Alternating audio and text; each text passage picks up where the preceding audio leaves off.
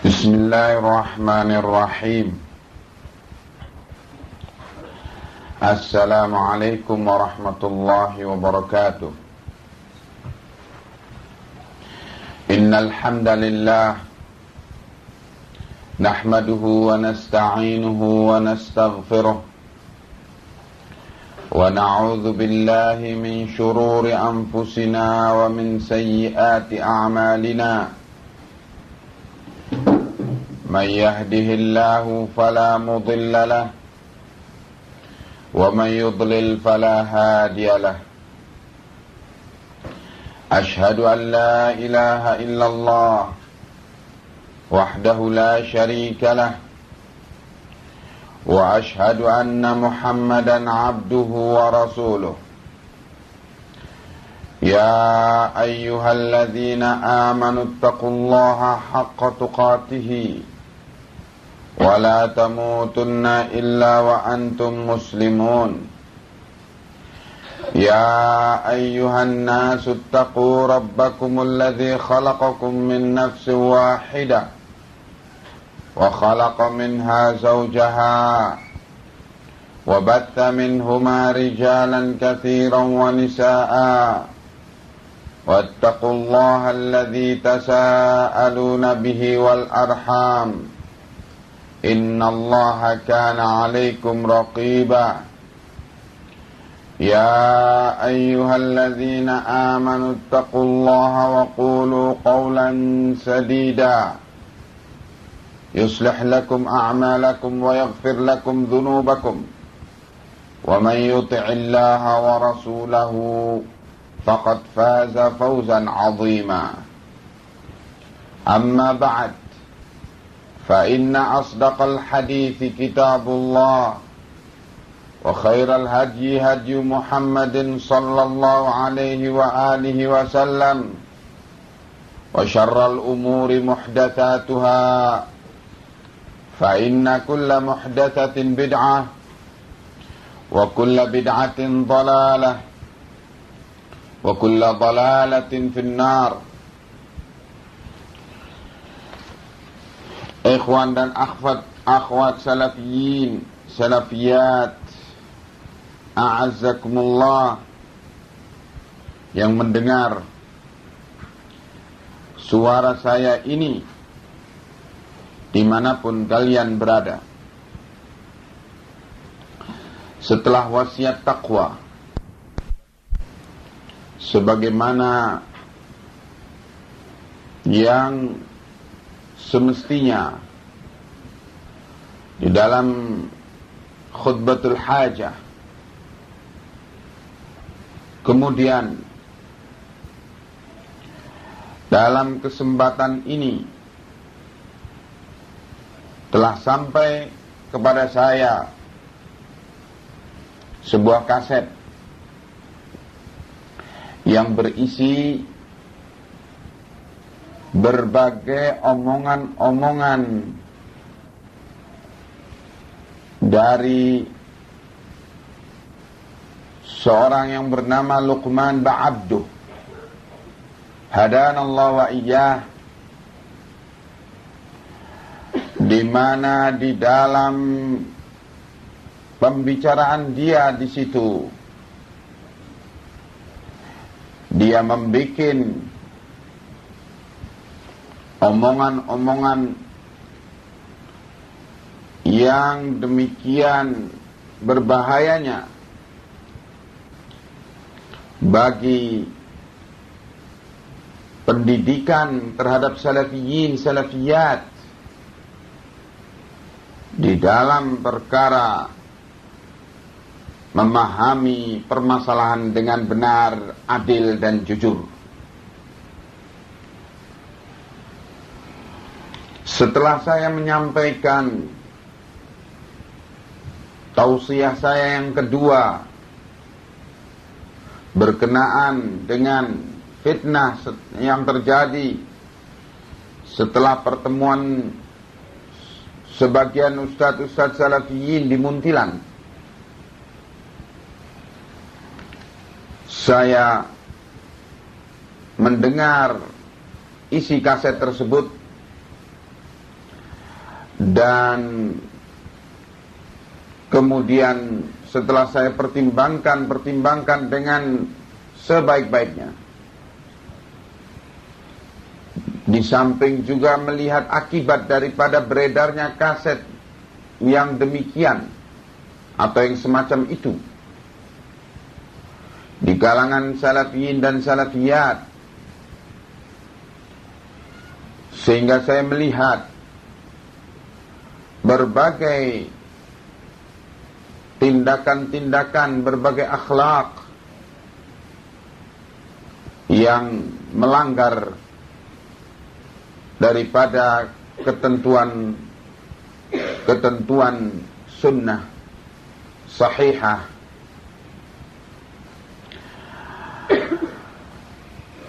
Kemudian setelah saya pelajari isi kaset tersebut, maka saya akhirnya berazam untuk membantah secara khusus isi kaset tersebut, demi untuk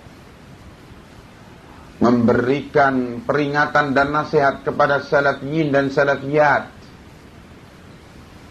agar bersikap adil dalam memandang permasalahan dan bersikap secara ilmiah, tidak ikut-ikutan di dalam memahami permasalahan. Sebagaimana yang kita ketahui, munculnya kaset itu setelah adanya pertemuan Muntilan, sebagaimana yang saya sebut tadi. Dan saya mendengar dari beberapa ustadz dan ikhwan salafiyin bahwa pertemuan Muntilan itu adalah digagas setelah adanya tausiah yang saya berikan. Tausiah pertama berkenaan dengan keputusan kita, para asatidzah salafiyin, untuk membubarkan Forum Komunikasi Ahlus Sunnah wal Jamaah dan Laskar Jihad Ahlus Sunnah wal Jamaah. Isi tausiah yang saya sampaikan itu sesungguhnya adalah merupakan keterangan tentang kesepakatan kita Dewan Pembina Forum Komunikasi Ahlus Sunnah wal Jamaah waktu itu untuk membubarkan forum tersebut dan Laskar Jihad secara keseluruhan. Isi kaset tersebut, isi tausiah tersebut adalah untuk menerangkan alasan-alasan pembubaran itu dipandang dari manhaj sahih dan dipandang dari syariah Islamiyah, di mana kita memang semestinya dan seharusnya membubarkan organisasi atau tanzim jihad tersebut. Kemudian saya tegaskan di dalam tausiah itu bahwa sejak hari ini dengan keputusan tersebut, maka gugurlah imaratul jihad, yaitu hubungan antara saya dengan salafiyin tidaklah hubungan antara amir dengan ma'mur, tetapi hubungan saya dengan salafiyin adalah hubungan antara guru dengan murid-muridnya. Ini yang pertama. Yang kedua, daripada isi tausiah tersebut ialah keterangan saya tentang kesepakatan segenap anggota tim 11 atau tim 12 daripada Dewan Pembina yang membuat keputusan atau yang diserai untuk membuat keputusan oleh Dewan Pembina seluruhnya untuk menyatakan pembubaran tanzim jihad ini, di mana disepakati pula oleh anggota tim 12 tersebut yang melakukan pertemuan di rumah saya, Degolan, ialah bahwa kita semua masih tetap sepakat bahwa Nusratul Muslimin kewajibannya tidaklah gugur dengan pembubaran Forum Komunikasi Ahlussunnah wal Jamaah. Kemudian saya terangkan dalam tausiah itu, saya ingatkan bahwa jihad fisabilillah dalam bentuk Nusratul Muslimin adalah amalan yang tertinggi. Dan saya gambarkan betapa keadaan kaum muslimin masih dalam keadaan membutuhkan pembelaan dari saudaranya menghadapi ancaman-ancaman Nasara. Kemudian saya gambarkan dalam tausiah itu bahwa silakan bagi mereka yang menginginkan pulang ke rumahnya, meninggalkan Jabhah, dipersilahkan. Kemudian hendaknya kembali berupaya untuk membekali diri dengan ilmu, meningkatkan ketakwaannya.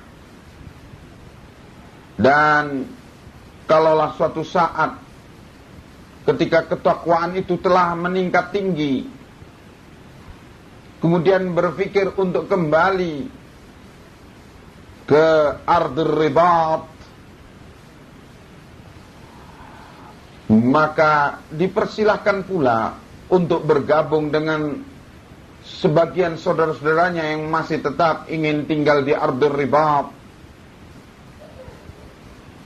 di mana di Ardul Ribat itu, tinggal di Ardul Ribat, dikatakan oleh Syekh Muhammad bin Hadi Al-Madkhali hafizahullah adalah lebih utama daripada tinggal di Haramain.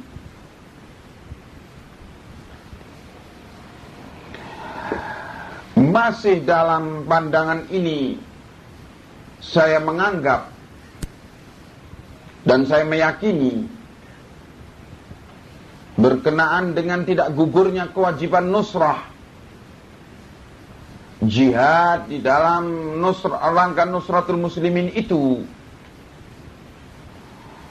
maka tetap saya menganjurkan dan menerangkan keutamaannya untuk tinggal di Ardul Ribat. Dan itu adalah sesungguhnya prinsip yang telah disepakati bersama. Tetapi sangat disayangkan, keterangan saya yang demikian itu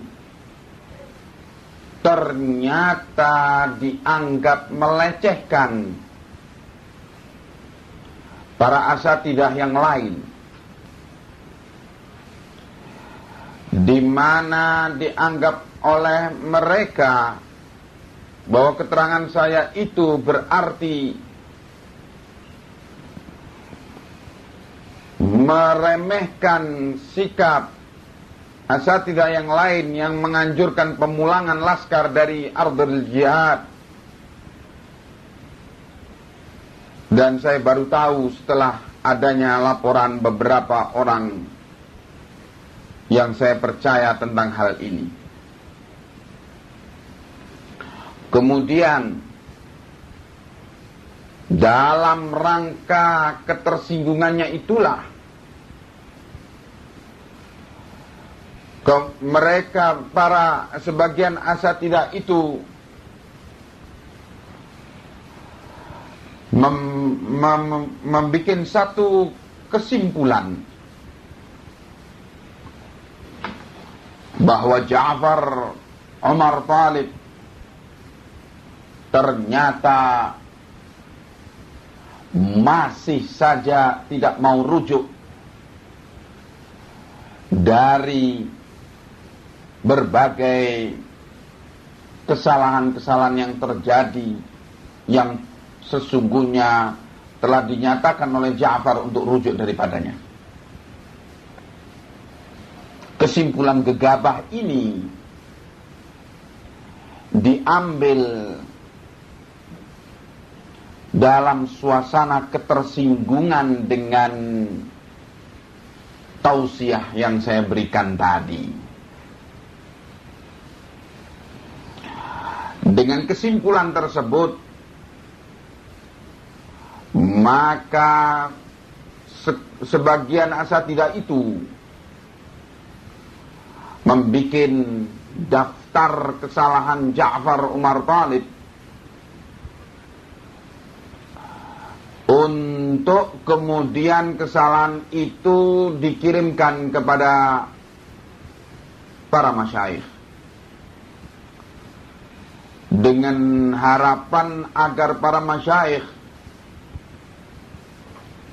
mentahdzir Ja'far,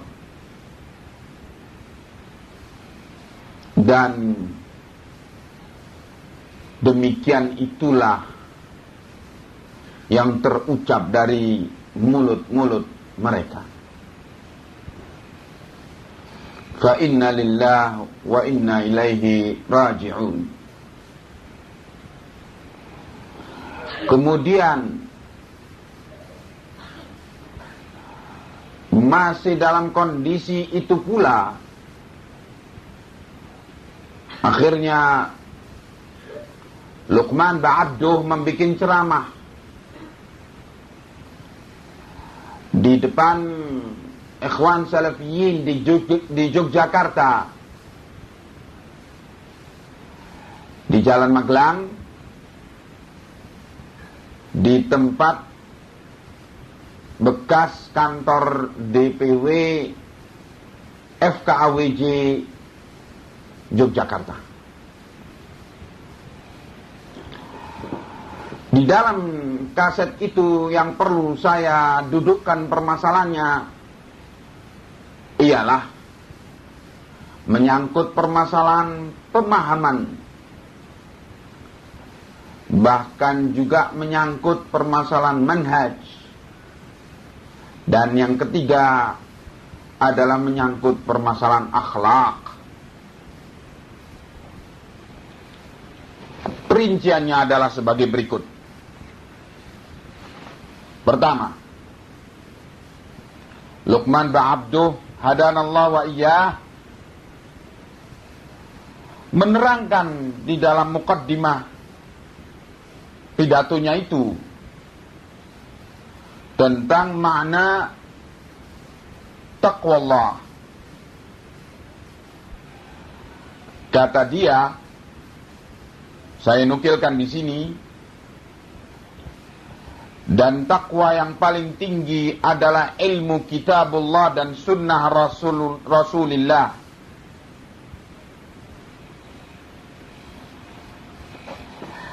Ikhwan salafiyin dan akhwat salafiyat, a'azzakumullah, kalau definisi ini tidak dalam rangka membantah tausiah yang saya berikan tentang permasalahan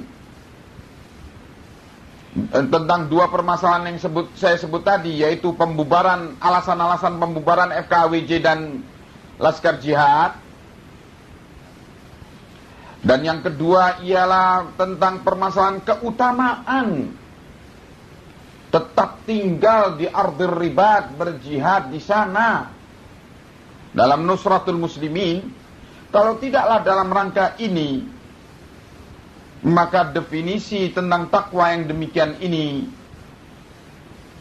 tidaklah menjadi permasalahan apa-apa. Tetapi kalau dalam rangka itu, dalam rangka membantah tausiah saya itu, maka ini perlu didudukkan permasalahannya. Sebab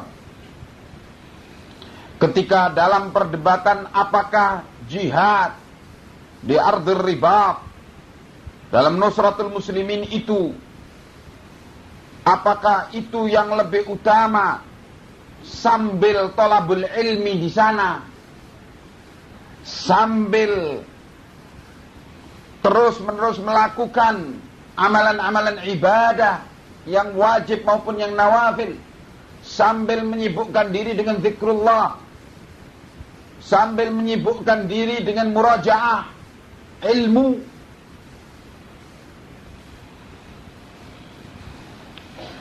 maka definisi ini harus didudukkan. Kita lihat keterangan para a'immah tentang takwa Allah, antara lain dalam tafsir Ibnu Katsir di surat Al-Imran ayat 102, tentang surat Al-Imran ayat ke-102, Ibnu Katsir menukil riwayat dari Al-Imam At-Tabari dengan sanadnya dari Ali bin Talhah dari Ibn Abbas tentang makna firman Allah, ittaqullah haqqa tuqatih, bertakwalah kalian kepada Allah dengan sebenar-benar takwa. Kata Ibn Abbas, lam tunsakh, ayat ini belumlah mansukh, belumlah dihapus. Walakin haqqa tuqatihi ayyujahidu fi sabilihi haqqa jihadihi wala ta'khudhum fillahi lawmata la'im wa yaqumu bil qisti walau ala anfusihim wa abaihim wa abnaihim. Bahwa takwa dengan sebenar-benar takwa itu maknanya ialah bila orang berjihad di jalan Allah dengan sebenar-benar jihad dan tidak mempengaruhi mereka ketika berjalan di jalan Allah itu cercaan si pencerca. Juga taqwallah haqqa tuqatih itu maknanya ialah menegakkan keadilan walaupun terhadap diri sendiri atau terhadap bapak-bapaknya atau terhadap anak-anaknya. Ini makna taqwa haqqa tuqatih. Coba kita lihat lagi keterangan dari Al-Imam Ar-Raghib Al-Asfahani dalam Mufradatul Quran. Beliau rahimahullah menyatakan, at-taqwa fi ta'arufi syar'i hifdhun nafsi amma yu'tham wa dhalika bitarkil mahdhuri wa yatimmu dhalika bitarki ba'dil mubahati. Bahwa takwa itu dalam definisi syariah ialah memelihara diri dari apa-apa yang dianggap sebagai perbuatan dosa, yaitu dengan meninggalkan segala yang dilarang. Dan akan sempurna ketakwaan itu ialah dengan meninggalkan sebagian perkara-perkara mubah, sebagaimana yang dikatakan oleh Rasulullah sallallahu alaihi wasallam, al-halalu bayyinun wal haramu bayyin wa bainahuma umurun mushtabihat faman ittaqa 'anis syubuhati faqad istabra'a li dinihi wa 'irdihi. Bahwa yang halal itu adalah perkara yang jelas terang, dan yang haram itu juga telah jelas. Tetapi ada juga sesuatu yang tersamar di antara halal dan haram itu, di mana yang tersamar di antara keduanya itu dinamakan syubhat. Kata Nabi, barang siapa yang menjaga diri dari perkara yang syubhat, yang tersamar di antara halal dan haram itu, walaupun mubah, tetapi menjaga diri daripadanya, meninggalkannya, maka sungguh dia telah menjaga dirinya, menjaga agamanya dan kehormatannya. Itu adalah ketakwaan yang sempurna sampai pada tingkat meninggalkan sebagian perkara mubah yang dikhawatirkan akan terjerumus dengannya kepada perkara haram. Coba kita lihat dalam keterangan-keterangan tersebut bahwa yang dinukil oleh Ibnu Abbas dan juga dinukil oleh Ar-Raghib Al-Asfahani, bahwa ketakwaan yang tertinggi itu ialah dalam bentuk amalan yang tertinggi, berjihad di jalan Allah dengan sebenar-benar jihad, menegakkan keadilan terhadap diri dan kepada yang lainnya. Sebagaimana pula yang dinukil oleh Ar-Raghib Al-Asfahani, menjaga diri dari kemaksiatan dengan bahkan meninggalkan sebagian perkara mubah. Maka di dalam hal menuntut ilmu kitabullah dan sunnah rasulnya, ketika orang menuntut ilmu kitabullah dan sunnah rasulnya mengantarkan dia kepada amalan-amalan yang tertinggi tersebut, itu adalah ketakwaan yang tertinggi. Tetapi menuntut ilmu kitabullah dan sunnah rasulnya justru menghalangi dia dari amalan-amalan yang tertinggi itu, bahkan menjauhkan dia daripadanya. Karena sebab-sebab yang ada, penyakit-penyakit yang ada di hatinya, maka tentu yang demikian tidaklah dalam kategori takwa yang tertinggi. Ini harus didudukkan demikian dalam rangka jangan sampai pengertian definisi yang diambil oleh Luqman Ba'abdu tersebut menjurus kepada satu kesimpulan yang salah, pandangan yang salah tentang duduk di ardhur ribat dalam menyibukkan diri dengan talabul ilmi, dengan ibadat, dengan zikir-zikir, murajaat al-ilm, dan sebagainya, serta nusratul muslimin dan dakwah ila kitabillah dan sunnah rasulnya, agar jangan mengarah kepada pengertian meremehkan perbuatan tersebut. Dan saya berharap mudah-mudahan Luqman Ba'abdu tidak mempunyai pengertian yang kesana. Yang kedua, yang juga harus didudukkan dalam hal keterangannya, di mana dia mengatakan dalam muqaddimah itu bahwa amal yang paling tinggi adalah talabul ilmi, kathratul ibadah, wan nawafil, memperbanyak ibadah dan amalan-amalan sunnah. Kathratu dzikrillah, memperbanyak zikir